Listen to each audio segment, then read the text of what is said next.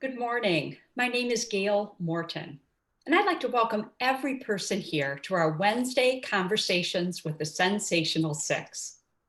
We're jumping in today with our final spiritual law, the law of receiving. And as we do, I will open the space with an invocation. Please join me. As I begin today's invocation, allow your eyes to softly close or gently lower your gaze, whatever is comfortable for you. Take a deep breath in and then slowly exhale. So as your body settles down, it invites the emotions, the mind, and the heart to follow. My peace is found at the heart of spirit, and the heart of spirit for me is found at the very center of my being. Take a deep breath in and then exhale and let yourself go deeper into relaxation and openness. In the excitement and the anticipation of all that will transpire around today's spiritual law, I am steeped in gratitude for the one power, the one presence, the one infinite wisdom and vibrant force of energy that fills this and all sacred space.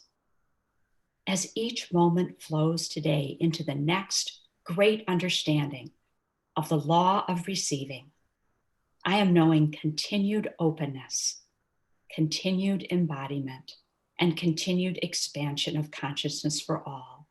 And so it is. Amen.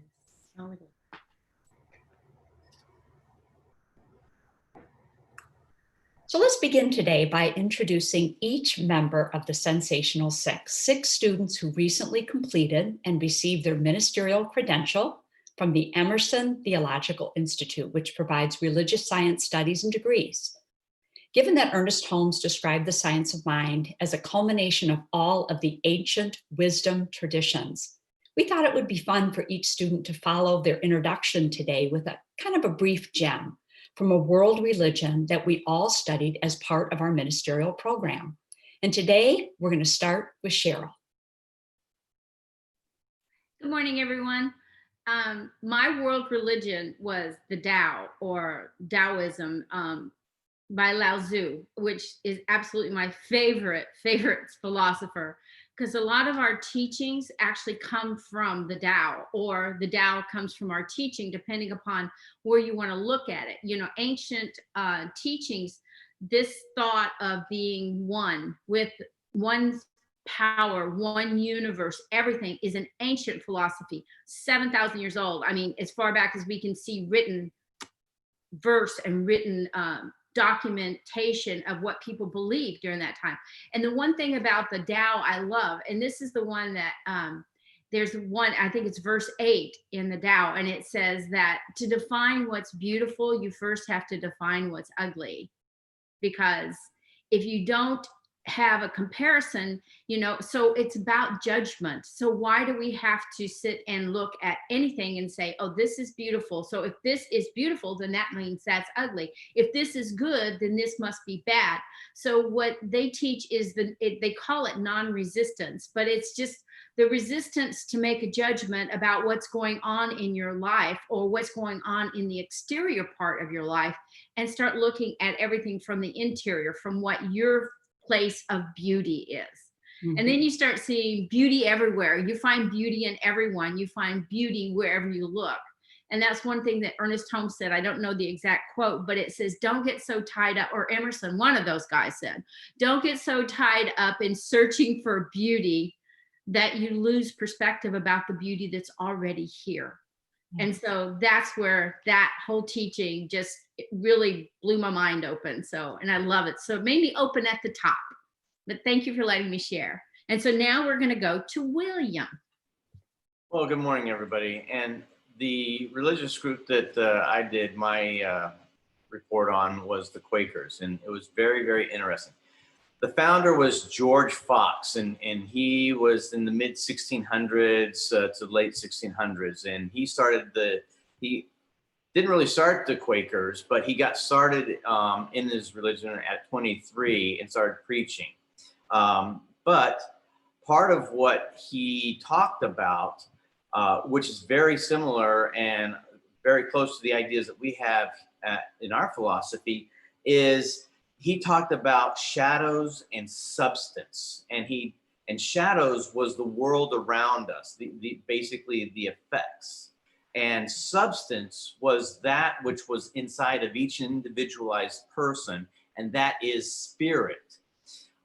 That is another thing that he talked about and preached about, was that God wasn't something outside of oneself, but God was something that was inside. And again, back in the 1600s, that was some pretty powerful stuff there, and it actually got him in trouble. And there's two stories that are told about how Quakers got their name. And one of them is where during the meetings, and people were going to the meetings, and they called them meetings, not mass or anything like that, but they would start to, when they got full of the spirit, they would start to quake and shake with the power that was within inside them. And so they began to be referred to as Quakers. However, in George Fox's own journal, he was once in front of the magistrate in trouble for preaching, because back then it was George Henry, and the Church of England was the official religion back then. And even though that they tolerated other, the Protestants and other types of philosophies, they would always get in trouble. So he was in front of the magistrate, and he told in his journals how he actually told the judge, "You should quake in the presence of the Lord." And so the judge goes, "So you would refer to me as a Quaker?" And so that's kind of where they got the term Quakers. Now, another thing that I like about that is talking about equality. I mean, right now we're talking about equality of what nationality you are or what the color of your skin is. Back then, he was about equality of male and female. He was, or this philosophy was one of the few that allowed ladies to become preachers. Again, with the idea that God is within you, no one is more or less connected. It's just what is inside of them. And so he allowed ladies and women to be preachers back in those times.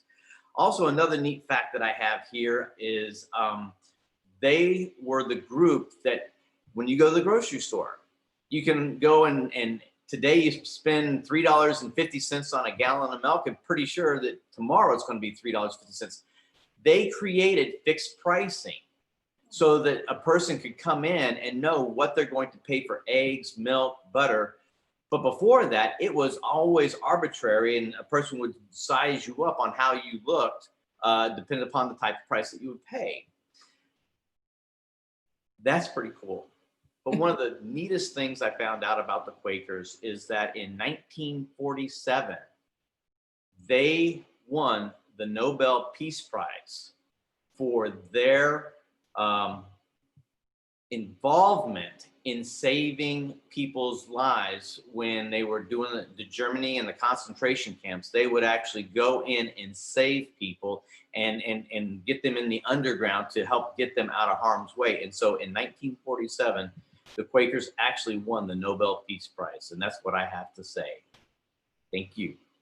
Who's next? I don't have my list. I am. Excellent. Thank you. So we had a rather large ministerial class. So we had to go out on some skinny branches for our religions. And I ended up studying Gnosticism. And I'm wondering, I wish I could see people's hands on Zoom, how many of you know about the Gnostics. But I'm so glad I did, because it was such a marvelous story. The history of the Gnostics was amazing and full of these wonderful, colorful characters like Simon the magician. And he actually died trying to fly. I mean, this cast of characters and their myths were so rich and complex and fascinating. But really, all we knew about them for a very long time was what their opponents wrote, because they somewhat died out. There's a few thousand here and there, but they basically died out. Christianity, they were early Christians, but there was a reaction to them that created the hierarchy of Christianity and the consistency. And they were labeled heretics, and they kind of went the way of the dinosaur, so we thought. And eventually, what happened was all we knew about them was what their opponents wrote. So imagine today if all you knew about one political party was what the other wrote. Wouldn't give you a very good or clear picture of them, would it? So what 1700 years went by, and some guys were out digging in Nag Hammadi outside of Egypt, and they came across, and there's all these wonderful stories even in that. So there's stories of blood feud and grave robbing, and there's all these stories around what actually happened. But they dug up these clay pots, and in the pots were codexes, which were dated eventually back to the time just after Jesus.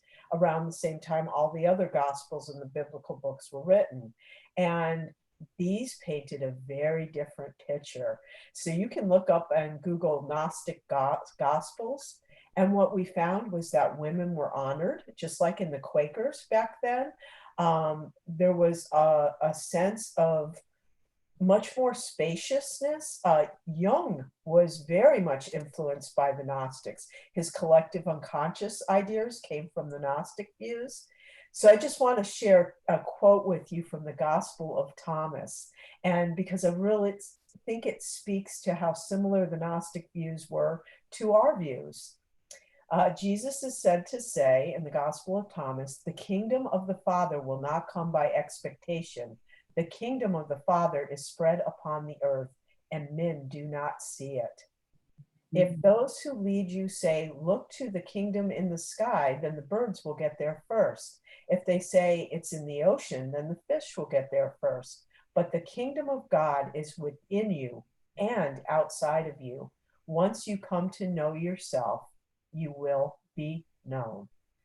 So that to me is very similar to Science of Mind. It's a really, it was a fun and deep dive into so many fascinating stories. So as you can see, I ended up enjoying the Gnostics. And I'm going to pass on now to Brad. Great, awesome. Thanks, Lori. So my world religion to do a report on was Judaism, which is the Jewish faith. And I point that out specifically because I don't think a lot of people realize that Judaism is the overall description of Jewish faith. So how do you take a rich culture and religion that's multi-thousand years old and put it into a minute and 45 seconds?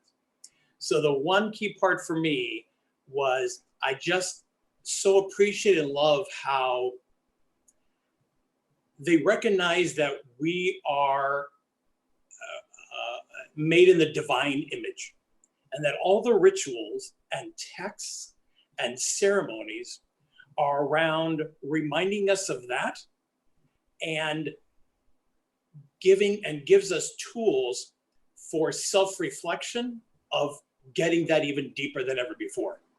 Isn't that amazing? It's like the whole thing is about there's this divinity, and we're made in that image of the divinity, and let's self-reflect, which is a very important aspect, I believe, of Judaism, to constantly do your best so that you can have the outside world reflect your inner world. So a little side note, after I was clear what my topic was, I said, I'm going to throw Google in here and see what I put the word beauty and the word Judaism in. And I got referred to a guy, like the second item down was a guy's journal from South Africa, who was a Jew, and mentioned, which I thought was very appropriate in this time in our world. And he said his cantor put together a song that's now sung by jazz greats and things like this. And I think I wrote this backward well enough that you can YouTube it yourself. And it's pronounced, it says Thumamina, but it's pronounced Tuma Mina, and it means send me. So from the Hebrew Bible, in the book of Isaiah, there's a phrase that says, here am I, or here I am, send me.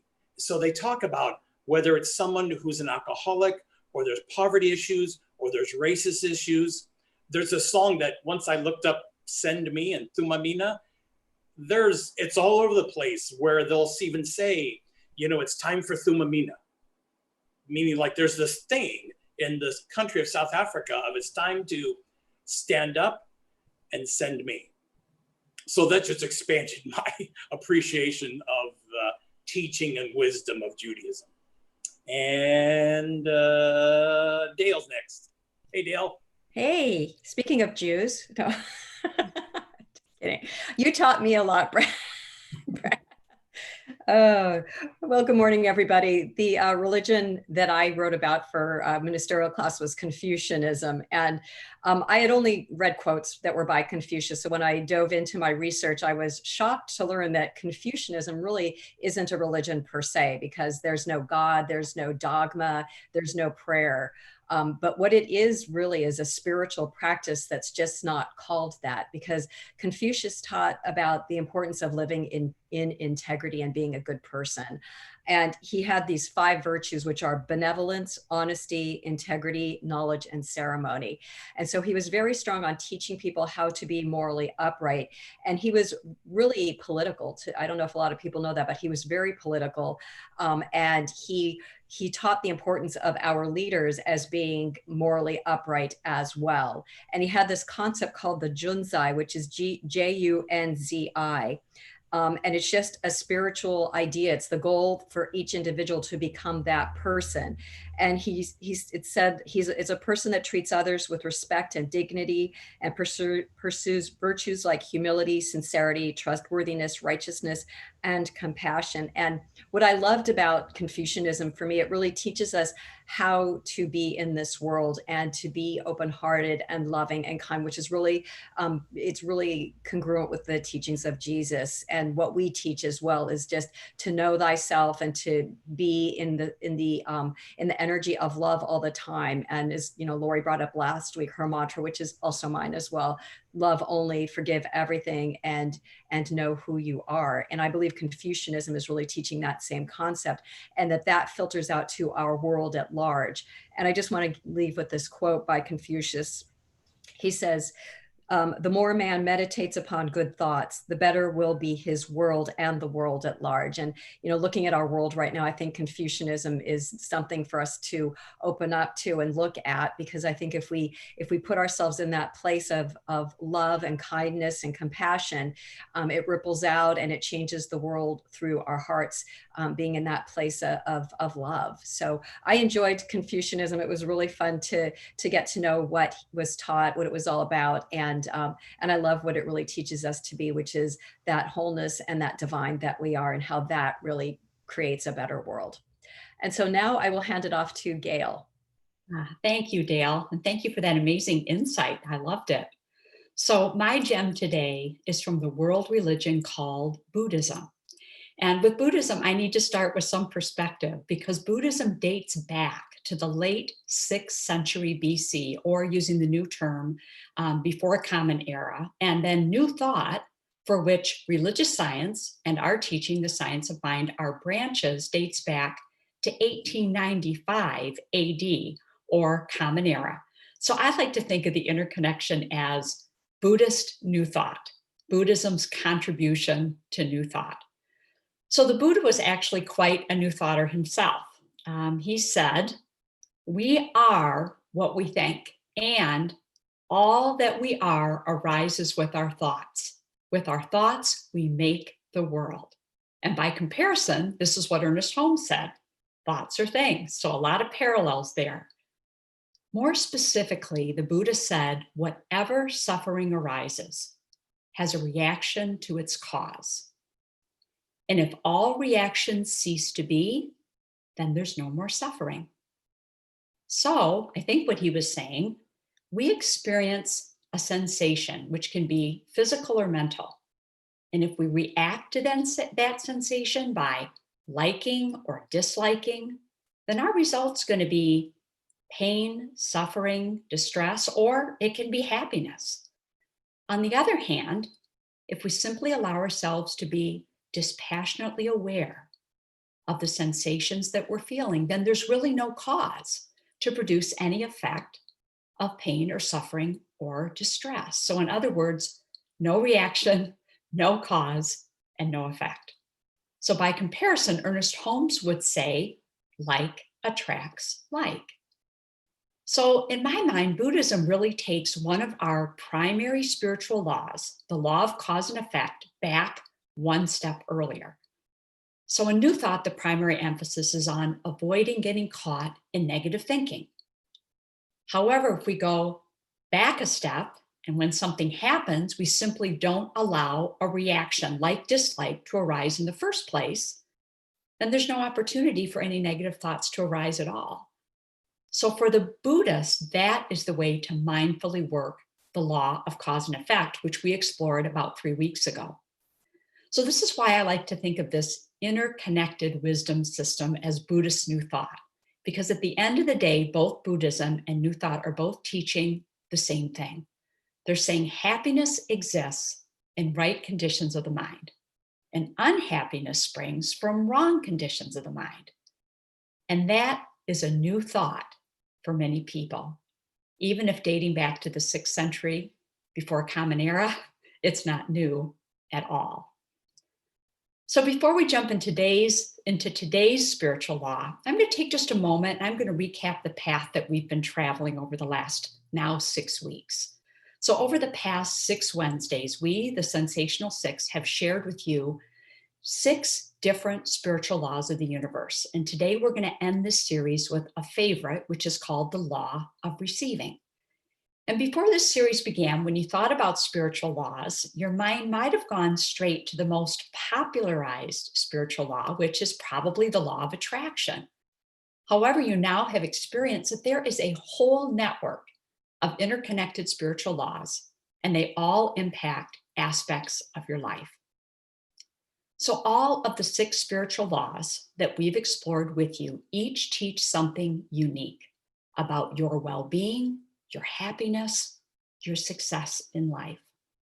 And when you have a really solid understanding of these spiritual laws, not only can you use them to create a greater expression of your life, you also develop a clearer picture of your place in this world. So our goal for this journey was to help each one of you to understand how these laws influence you and how your awareness of them can lead to direct and positive change in your life. So you might be asking with that, why did we explore each law individually when they're all interconnected? And it would be a great question. Well, it's because once you understand the spiritual law itself and then how it works, then you can more deeply understand the interconnections between the different spiritual laws. So how is it then that all spiritual laws are connected?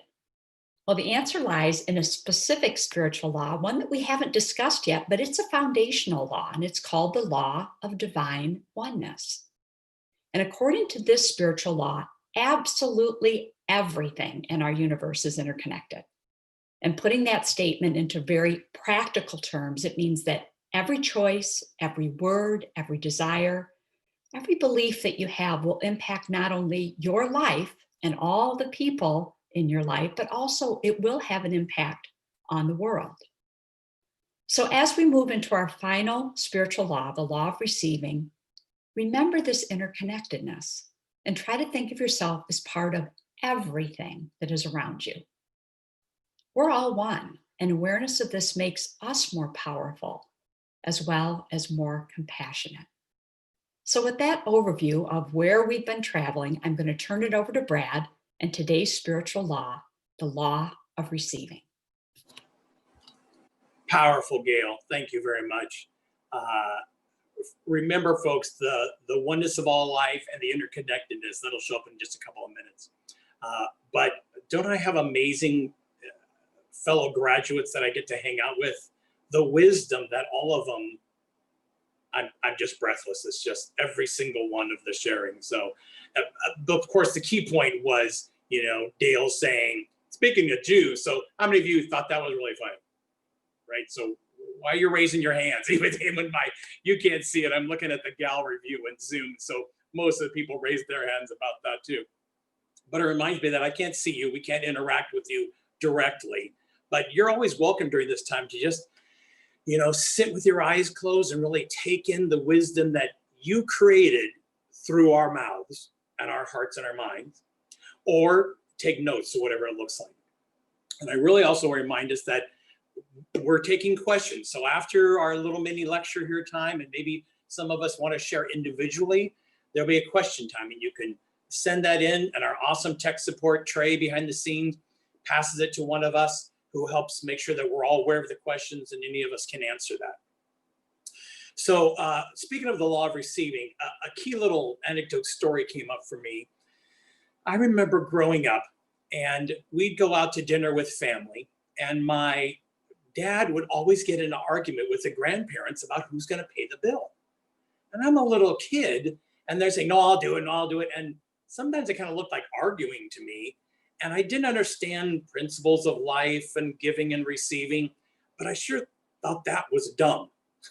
So as I got older and also got introduced to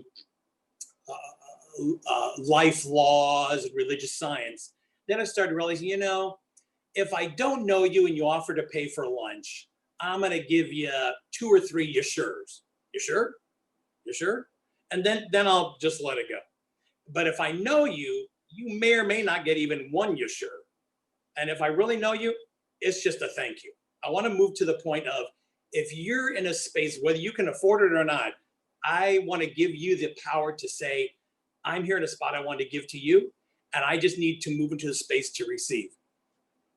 I'm sure we've heard on Sundays where someone will say, oh, that's a beautiful outfit you have on. Oh, this old thing. So what is it about that we do that? So I want to talk about, we've heard the phrase it's better to give than to receive. So let's not believe that anymore. All right. And also we realize that when we put things into life, particularly in a prayer, and I'm going to use a science mind, spiritual mind treatment as a definitive power tool here. We're putting into mind and into the law what we desire. So we're giving that into it. And the law unconditionally receives whatever the heck we put into it and says, yep, I'm making that so. Another side note to that picture is we've heard that the answer to the prayer, the answer is within the prayer. What does that mean? Just like Gail was letting us know, reminding us, it's all one and we're all interconnected. So from that place, I can't have a thought or a feeling of a desire or prayer without the oneness of life within that also have the answer. But when I do a prayer, what is my heart saying? So when I'm doing a prayer, it feels like I'm passionate about it. But when I'm done with the prayer, am I looking back saying, is it there yet? Is it there yet? Because a lot of times within the prayer and the request isn't the energy of the receiving. So I was looking around the house for something I could break, because I thought it'd be really fun if I had some kind of glass thing. And I said, okay, everybody catch this. And I tossed it. And then you heard it break on the tile behind my iPad. We go, oh, you didn't catch it. Well, how come you weren't receiving that? So at least the thought that counts, right? But that's still the thing, that it's a circle, right? You can never give anything without something or someone receiving it. So if we think of the entirety of life as that wonderful inclusive circle, then let's focus on the receiving end of that circle. And how can we make it at least half of the circle instead of just a little bit of the circle? Because Ernest Holmes talks about always that you put your fire and the passion behind your prayer to help make it manifest. And I'm getting clear that you still need to be in the space to receive it. So we're going to break down the 5 steps of prayer. God is everything. Woo-hoo. So I figured I'd give that my thumb. God is everything. I am that. I have whatever I'm desiring. A moment ago was a desire. Now I have it in my life. I'm thankful for that, and I release it. So we've been taught that how powerful the first 2 steps are of, if we can describe this allness and amazingness of life, and then say, I'm one with that, what a powerful place to speak our word of whatever we think is not in our life now and that we want to have as a desire and want to know is manifest already. Now we're speaking with the energy and the essence and the expansiveness that is this one life that is God, that is my life, that is in me. Wow, well, everything should be manifest from that. So I'm getting clear just in the time of getting together this short talk for us today, the other end of that and the other part of that circle and the equation has to be receiving. So for years, I've always wanted to focus on the allness of God, and I'm one with that. And I want to spend as much time grasping and embodying that when I give thanks for it being done, I am really clear it's manifest, and I am super grateful for it being done. And on top of that energy, I want to make sure that of the prayer I just said, I'm releasing it so clearly that when I look over my shoulder, it's right there. I got chills on that one to feel the clarity of that completion of the circle of prayer, just as for me, even right now, again, it's like riveting to feel the power of my mind, the law, and the allness of life of what we're putting into it. So the law of receiving, what's our level of receiving? So we can start with the first couple of steps of spiritual mind treatment, the allness of God, and we're one with it and as it, and it's in us. That's pretty huge. So do you think for the times when we used to think that God was this personality, this omnipotent presence, say, oh, no, thank you. Think about it. So now we're the allness of God. I'm always doing side steps, right? You hear me more than 2 minutes, I'm always doing a side step. I remember the movie Yes Man with Jim Carrey. And for a while he had to say yes all the time, right? And what he learned from that. And I remember years ago at a national church conference, a woman was speaking on stage and she said, I spent the months just saying yes to life. And she said, my son came up to me and said, Mom, would you like a joint? And this was, 20 years ago. And she had to say yes, because that was what she committed to. And she said, I didn't take it, I had to pass it on. But it was still to the point of, how can we find the balance of what we say yes to? And how can we also be in that receiving energy of yes all the time? And I think what's helped me is seeing the circle of all life and really being clear on the steps of treatment. God is all there is. I am that. I have. I'm thankful for that. And I release that truth. It's really that simple. And sometimes you want to make it so complicated. It's just the allness of God. I am that. I have peace. I am thankful for that peace. I release this truth of this word, knowing it's so. And I'm now, after doing some time getting ready to share this with you today, I'm going to spend as much time on the last 2 steps of prayer treatment as I usually did on the first 2 steps of prayer treatment. Because it's not just how much I can put into it and lean into the energy behind the prayer.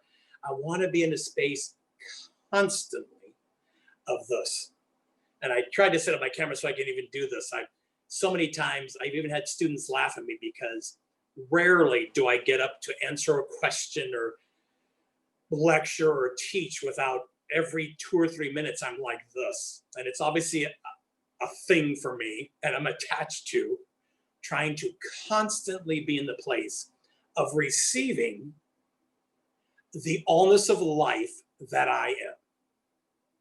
Well, before I get too teary, I'll probably end on that, because that's just right. To receive the allness of life that I already am. Why don't you say that out loud? Forget about what your cat thinks of you. I'm ready to receive the allness of life because that's all that I am. Thank you for your listening. I don't know if we have any questions yet, but I'm going to invite my amazing fellow panelists to share their insights on this beautiful law also. I'd like to add something to that, Brad. That was beautiful. The receiving is not only in answer to your prayer, but God is constantly, always giving to us. I mean, just if you look around at the beauty of the world, the beauty of nature, the beauty of all the life lessons that present themselves constantly to us, the things that we can either, there was a great saying I just saw. It says, sometimes you lose, sometimes you learn, rather than just win, and so it's not about winning. It's not about that at all. It's about opening up your heart and your mind to new ideas and new thoughts, because this is all part of the single consciousness. And so it's not only receiving your good, it's receiving the idea of the good. It's receiving the beauty of the love and everything that surrounds and immerses us constantly. So we are always ready and open, even if we don't have a prayer hanging out there waiting to be answered, which I'm sure we all do have something, but we are all ready to receive all the time. I'm ready to receive the sunlight. I'm ready to receive all the beauty of the world. I'm ready. And so that is part of the mindset, is to say, I am ready. I am worthy. I am now open and receptive to receiving all the good that is my inherent birthright. I am ready. So that's how I look at receiving. Just, it's coming from all different directions. It's coming at me all the time. And am I aware enough and open enough and open at the top in my mind and my heart to receive all this good that's coming at me constantly? So that's how I feel about receiving. And I love, that's one of my favorite laws. Anyone else? I love that, Cheryl, that idea of being ready, because I think that's really the key. It's one of my favorite expressions is the space for the thing you want being taken up by the thing you settled for. And so, am I ready? It's going out, it's doing that affirmative prayer and building up that energy, but then staying in that energy, you can't go in two different directions at the same time. So staying focused in the direction of the thing that you just prayed up for, focusing all your energy, making it so non-negotiable that it's absolutely done, and knowing that. Now, knowing that, how do you behave in the world? How do you show up? What do you do? What would somebody who already had all the abundance of the universe, how would they show up in the world? It'd be very different, wouldn't it? I mean, it certainly works in relationships. I'd say my greatest receiving story is in relationships. I had a string of,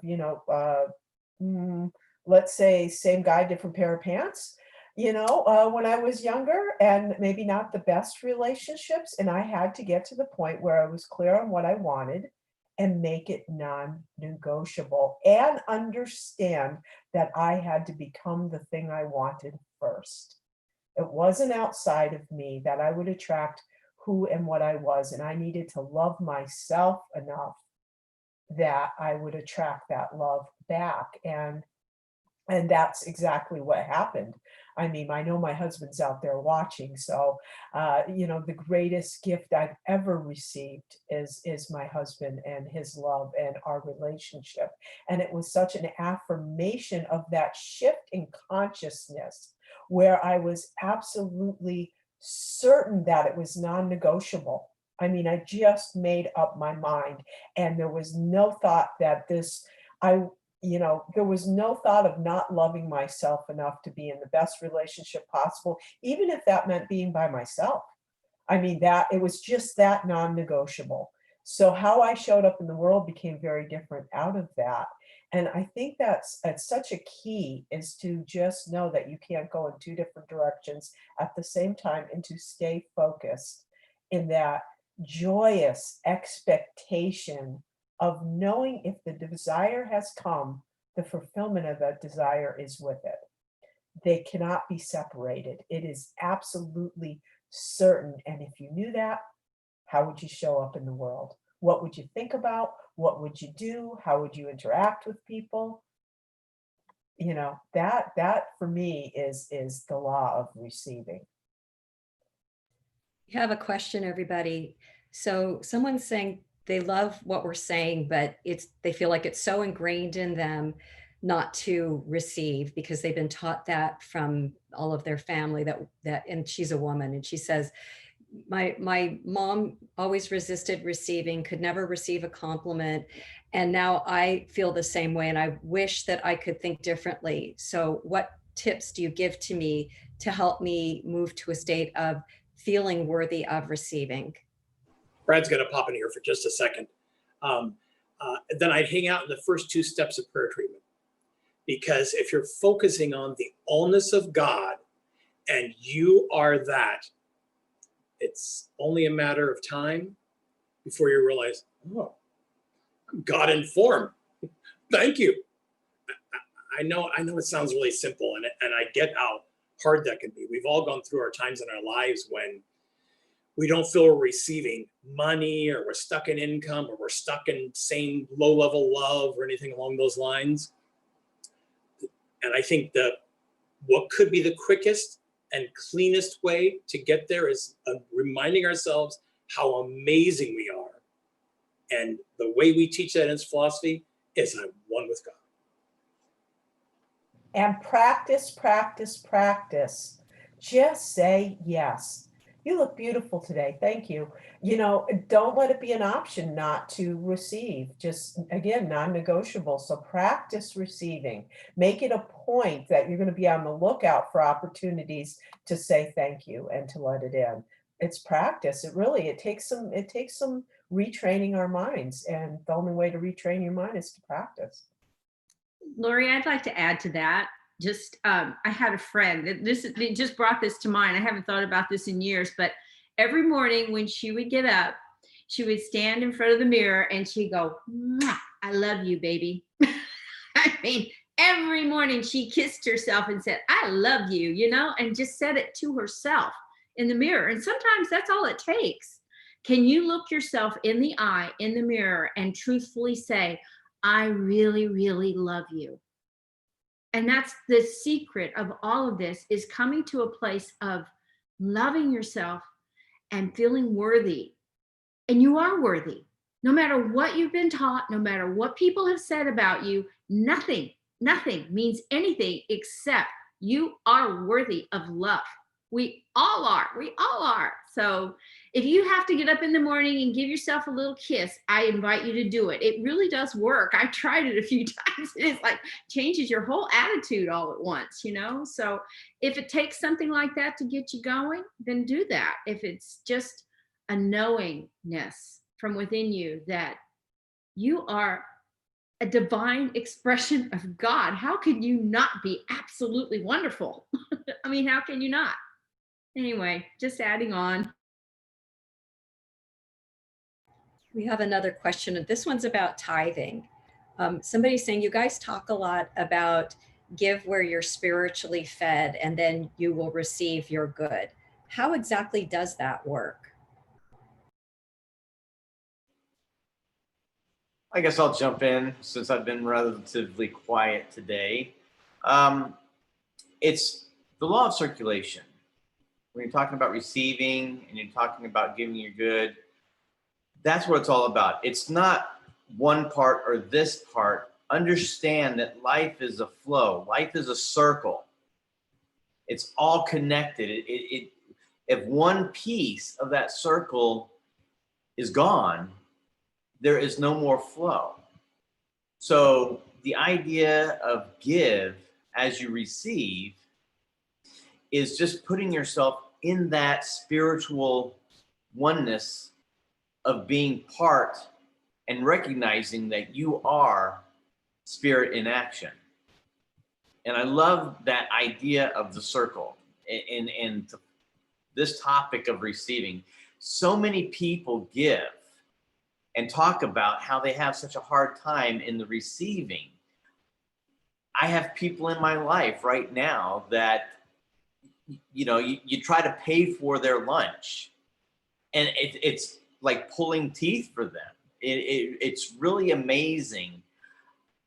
But once you really take this philosophy and make it part of who you are, you understand that giving is nice, and it's just the natural way of doing things, but it's also just as important to be able to receive, to allow your heart to be open to that which somebody else needs to give for their circle to complete yours. And so that is a great analogy. Here I am internalizing my own circle. I give and I receive, I give and I receive. But don't forget, I'm like a link in a chain. The person next to me, my friend, that stranger needs to be able to give.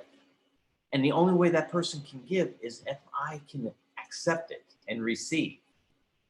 That's how we connect that chain. That's how we see that we are all connected, that we all have our own internalized circles of giving and receiving. Just like, you know, darn it, what is that movie? Lion King, the circle of life. That's what it's all about. But we are all connected, and we are all little cogs in that, the mechanics of spirit in action. So allow yourself to feel joy and happiness when someone is giving so that you can receive. Enjoy the feeling of receiving.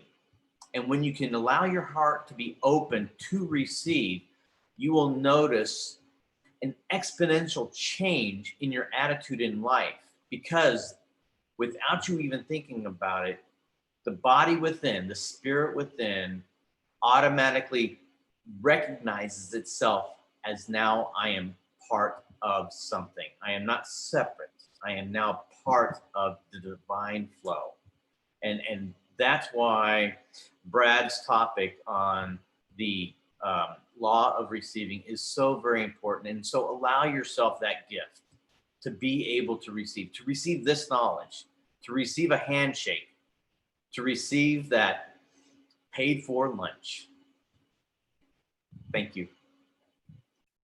So I love the way, William, thank you for kind of connecting, since this is our last week on spiritual laws, the law of receiving with the law of circulation, which is also the law of giving and receiving, which says you must give to receive. And keep in mind that these spiritual laws work no matter what.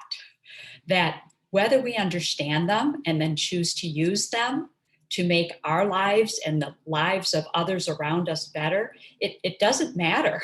They're going to work no matter what. And they're working because those are the laws of life. So giving is in fact the first law of life. That's why the law of circulation, the law of giving and receiving always begins with giving.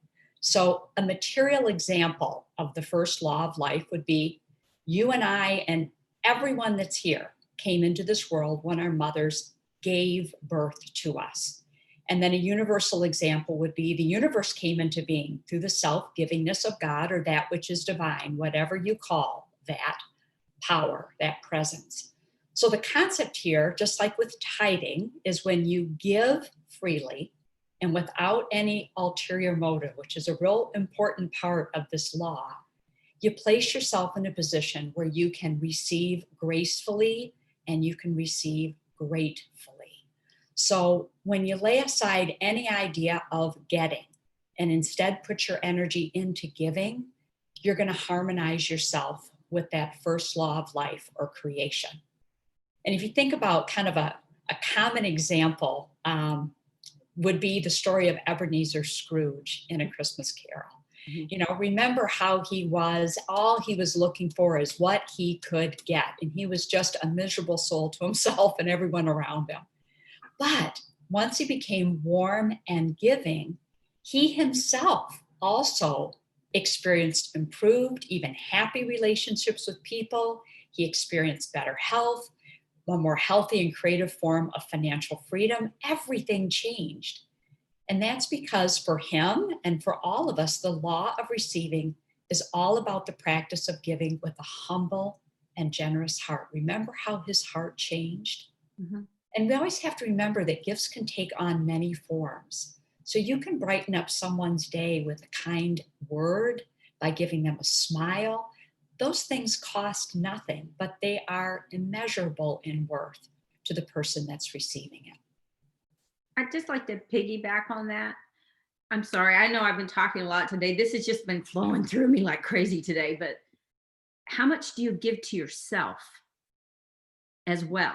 How much are you very frugal with yourself? You know, oh, I don't need that. You know, I can do without that. I can give to somebody else, but I don't need to, how much are you giving to yourself and how much are you willing to receive? The first person that you should love and give to is you, because that is what opens you up to give to others. To me, I mean, so when you're talking about giving and receiving, how much are you willing to receive from yourself? Are you, like, oh, I can't do that. I'm not going to cut my hair this week. I'm not going to do this because I'm going to save money. I'm not going to take care of myself. But really think about that. And I see Dale has a new kitty tail in her picture. So anyway, thank you so much for letting me share. But that's cute, Dale. Thank you. Well, the 6, there are no more questions for us. Lots of love. Someone joined us for the first time today, and they're so sweet. They called us brilliant, powerful minds, and we're grateful for that. And we're just a reflection of what you are. So you two are brilliant. And what a lovely comment to all of us. And I know that we're grateful to be able to be here speaking with everybody. So thank you, and more good to come. We've got some great episodes coming up for you guys. So thank you for being a part of this wisdom circle that we're all in together. Does anybody else want to say anything before we hand it off to Lori to close us out? Yeah, I'd like to give my 2 cents on tithing. We've taught that the brief description of tithing is to financially give where you've been spiritually nurtured, a place or an institution or a person. I want to remind us what the law does with that. So I admittedly watched, my son introduced me to this social media platform called Reddit. And there's a subreddit platform within there called Unpopular Opinion. So if I express my unpopular opinion, it has been a long time since I've ever given to my church to keep the lights on. Long pause.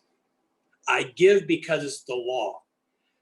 Because what the law takes from my giving, I want to be thankful. Here's a fake dollar bill I made. I want to be thankful for the amazingness that I have received from my community.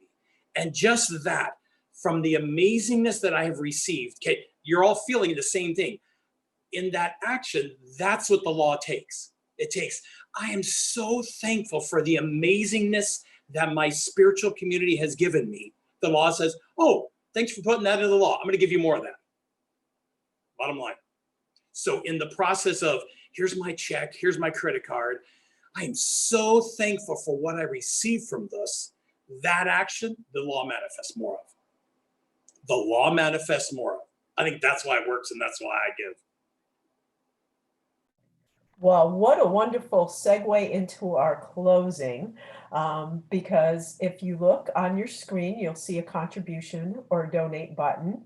And it's one way to share with us your enjoyment of this and to support it, because it does cost money to produce this and to bring it to you.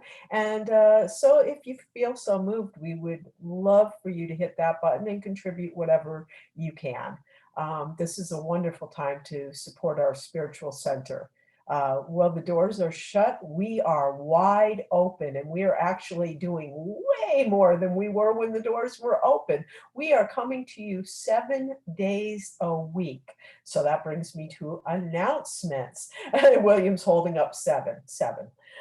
Tomorrow, Reverend Charles is going to be in conversation with Jerry Lynn, our wonderful music director. One of the greatest things about these last few weeks is getting to know people in our center in a much more intimate way, getting to learn about their lives and hear their stories. I am just loving that. So tomorrow is Jerry Lynn, and on Friday, Reverend Charles will be talking to our very own Gail Morton. So you don't want to miss that. Gail always brings wisdom and an amazing perspective. So please tune into that on Friday. Saturday, as always, is our guided meditation, usually led by one of us. And on Sunday, of course, we're right back to Sunday service. And then we begin the 7 all over again. And we'll be back next week as well, and every Wednesday. So with that, I invite you all to just take a collective breath as we close each other out. So, and what I inhale is this knowledge of understanding that there is an energy, a divine flow to life. It is who and what I am, and I am in perfect alignment with this energy. And I know that is true for each and every person watching here today, that even as we close, this energy continues to flow and bring aha moments and anchor in these wonderful principles that we have been looking at, these wonderful laws that we have looked at for the last 6 weeks. The concept, the embodiment of them continues to deepen and expand as we go forward. And as we each move into our day, I know that our good is non-negotiable. And for this, I am so grateful for each and every person who tuned in on Zoom today, for each and every person who will watch this in the coming weeks and months and years and decades, because everything lives forever on the internet. So I know that this wisdom is anchored and goes out into the world to bless and to prosper everyone who comes in contact with it, now and in the future. And I am so grateful for all my partners here at the Sensational Six. And I simply let my word be, knowing it is law and knowing it is done. And we close in joy and gratitude and certainty. And so it is. Thank you, everyone. Yes, thank you.